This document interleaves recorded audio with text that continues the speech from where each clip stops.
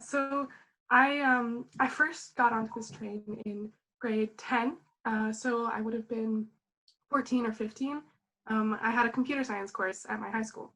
And part of that course was researching a career assignment. So we had to do a presentation on a career we might want to go into. At that time, I had not even considered engineering as a possibility. It wasn't even in my scope, but it was robotics engineer was listed on a list of examples of careers we would be able to choose. And I thought, hey, that looks kind of interesting. So that's when I first started to look into it. I joined a course in my grade 11 year and my grade 12 year, my final 2 years of high school, called Computer Engineering Technology. And that is where I fell in love with robotics. I was able to build my very first tech project was a little 4x4x4 LED cube that I was able to solder and program to flash in different patterns. And then I built a sumo bot, which just had some very simple sensors to stay in a ring and try and push the other robots in the class out of the ring. That was a little team project, and I loved being able to create every single aspect of the robot, from bending the metal frame to printing and soldering the circuit board to troubleshooting and coding my program and testing it and seeing it come to life. I really became passionate about that. And so I took the course again in grade 12 and built a firefighter robot. Again, from scratch, 3D printed the frame, etched and drilled and soldered the circuit boards myself and coded it myself and a partner. And it navigated a small maze, searching for a candle and then extinguished the candle. And I did that successfully, and I was very proud of it. So at that point, I applied to Mechatronics Engineering at the University of Waterloo, which is my current undergrad program. I'm in 4-stream co-op. So every 4 months, I have 4 months of school, and then I switch to 4 months of work at an internship. I'm in the middle of my second year, and I've had 3 internships so far. I'm on my 3rd. My first internship was with Ontario Driving Gear in their robotics division, where I was working as a mechanical and electrical intern on these big amphibious all-terrain autonomous vehicles that have 6 or 8 wheels and are used to carry heavy cargo in the military, as well as any dynamic platform. They're very configurable. And then from there, I got a connection with Provectus Robotics in Ottawa, and they control the software that controls those robots. So it was very interesting to be able to get that perspective on the same product, the same robot, from mechanical, electrical, and software points of view, which is very suiting for mechatronics, because that's what my program is: mechanical, software, and electrical, and how they can work together as a system. My current work term is with Uber in their advanced technologies group on the self-driving team as a software engineer. It's been like amazing. So my last role, I worked on many different projects, and I was able to contribute to all of them and make small improvements, but I wasn't able to really see a project all the way to the finish. So that's one thing I would want to do differently. At Uber, I have one project that's clearly defined, and now that I have the chance, I want to be able to take that and work all the way to the end and have this tangible result at the end, and know that I contributed something and I finished it, and that's something to be proud of. Is practice. Not so much that you're memorizing a script, because that's not practical or reasonable, but practice the common answers to the common questions enough that you're familiar with them, and that helps a lot with nerves, and to remember everything that you want to say, everything that you want to touch on while answering a specific question. An essential part about practicing is to film yourself.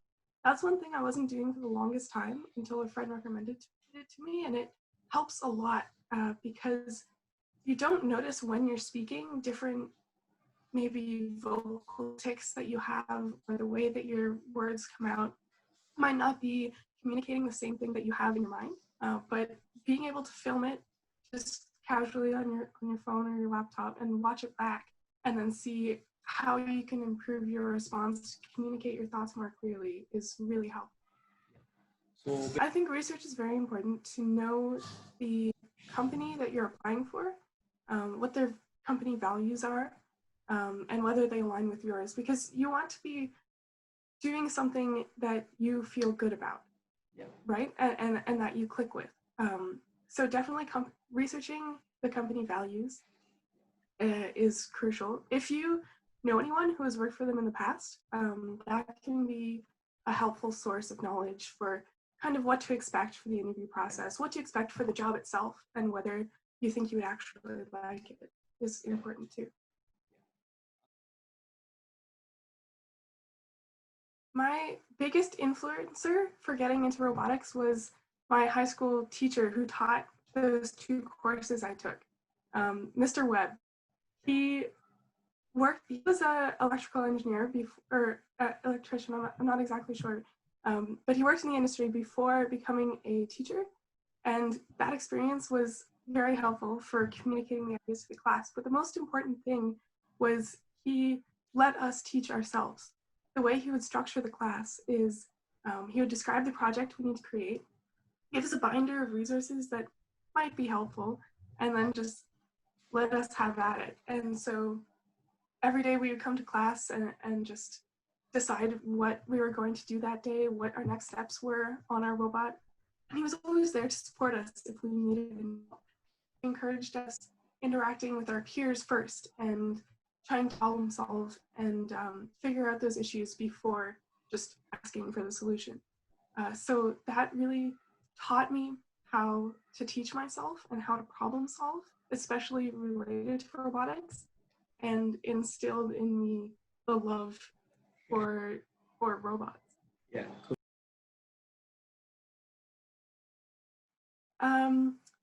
I probably the most influential for learning to embrace risk taking was a camp I went to when I was 16.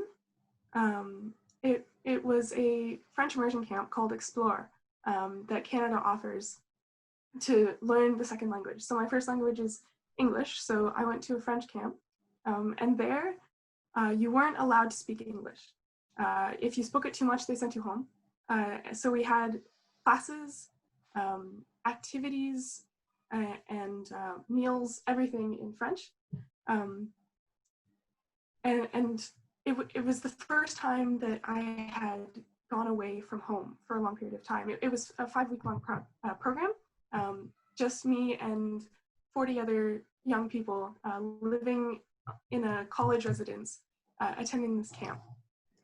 So getting that opportunity to go somewhere completely new, in a new language, learning new skills and new people was very risky, but I loved it.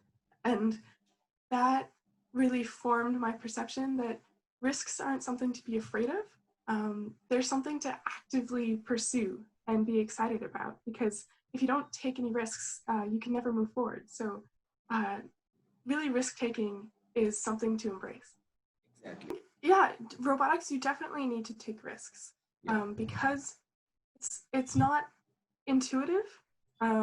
Often, like investing the time to really learn something like electronics, how electronics work, that is hard to understand, is a risk because you're investing a lot of time for something that may or may not pay off. But I think risk-taking is essential in any industry, no matter what you do. There's always a safe option, but to really excel and to really get out there and do what you're passionate about, risk-taking is important. My last school term, last winter, I had a really rough midterm week. My dynamics midterm especially it went terribly. I thought I was prepared, but during the exam, I didn't recognize anything, and I was stressed out and disappointed in myself. I thought I failed. But that same day, a friend of mine needed help, and so I kind of had to set aside my own misery to be there for him, and that really helped me not to dwell on what I can't change. I had already written the exam. I had to move on, and I could only do better in the future. So that was a nice distraction, an opportunity to rise to an occasion and kind of set aside my own failures in order to help somebody else. And then later that term, I paid extra attention in all of my lectures and did some extra practice problems. I reached out to my classmates to help me study for this, and I focused extra hard on my final project for that course. And so I was able to bring my mark back up and bounce back from that. My go-to question for planning and decision making for my future is I ask myself, does this support the life that I'm trying to create? And then it's simple. If the answer is yes, then I'll pursue it. But if the answer is no, then I don't. And that way you're able to prioritize what you spend your precious time on. And the life I want to create can be anything. For me personally, it's not necessarily robotics. For me, the life I want to create, I want a social network where I love and support my friends and they do the same for me, and I want to help the world. And so robotics is where I'm going to try and accomplish that, to help the world. And so the question, does this support the life I'm trying to create, can be either yes, it helps the world, or yes, it helps me grow those personal social connections, or if no, then there's other things that I could spend my time on. I'd say one important thing is not to do anything with your head down. Like sometimes it's easy to start a task and then be like, okay, so I've started this, I might as well just finish it. But while you're in the process, so for me, while I'm in my work term or while I'm on an academic term, while I'm working through my degree, it's important to think and to continue to ask myself, why am I doing this? What are my values and my goals? And every time I ask that, I write them down. And it's interesting to compare how they change from one month to the previous month, and what stays the same. And so those are a big indicator of where I'm trying to go personally. So asking why am I doing this, but then also asking, what do I think success will look like? And asking that question, and is there a different or better way to achieve what I think personally success would look like? And then to follow that and keep an eye out for any opportunities that arise. A lot of passions. One reason I like mechatronics is because it lets me learn 3 different fields at the same time, because I'm so excited by knowledge and I want to learn as much as I possibly can in my lifetime. But my other passions include ice hockey.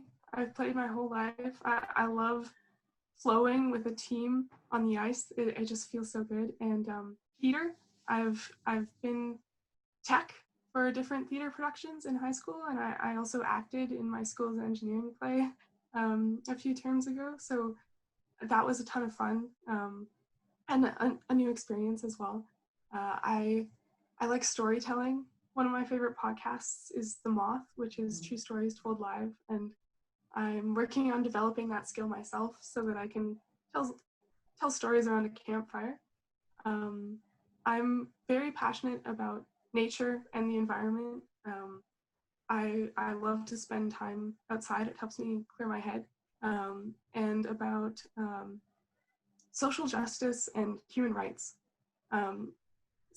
Specifically, I want to use engineering to solve problems in areas that I'm passionate about. So I'm looking for ways to connect mechatronic engineering to environmental populationalism and Indigenous rights in Canada.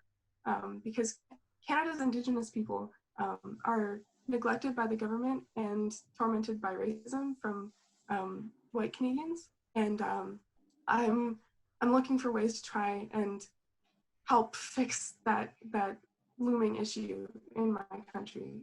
If any of our listeners are interested in learning more, Tanya Talega is an author and journalist. I highly recommend this.